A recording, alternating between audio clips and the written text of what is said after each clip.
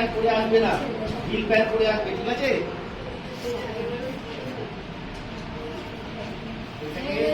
হচ্ছে না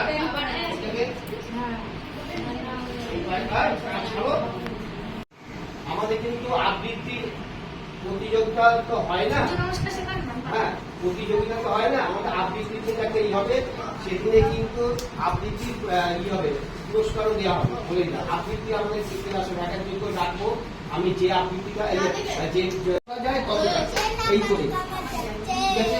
মাথাটাকে এই হাঁটুর সাথে ঠেকাতে হবে, ঠিক আছে? এই এই সবাই হবে না, আস্তে আস্তে করে করতে হবে, ঠিক আছে? করো করো, দেখছি কেমন হচ্ছে দেখি। এটা অর্ধ পদ্মাসন করো, অর্ধ পদ্মাসন করো দেখি, আর কি হচ্ছে দেখি। পদ্মাসন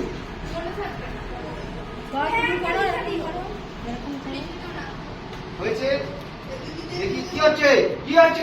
বসে যেমন সেইভাবে লোকনাথ বাবা, যে পা উপরে থাকবে সেই হাত উপরে উঠবে, ঠিক আছে? যে পা থাকবে সেই হাত উপরে উঠবে, গোমুখাসন।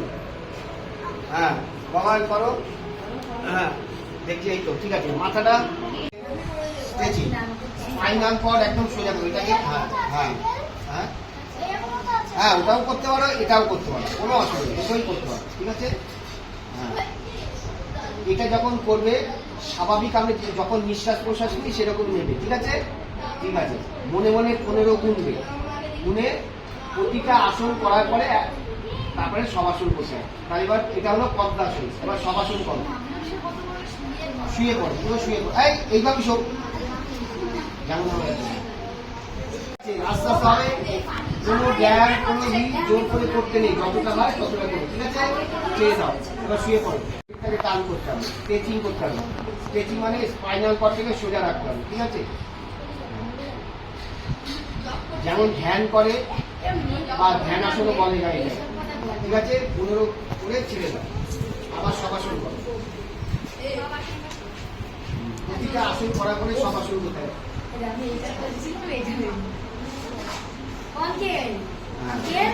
15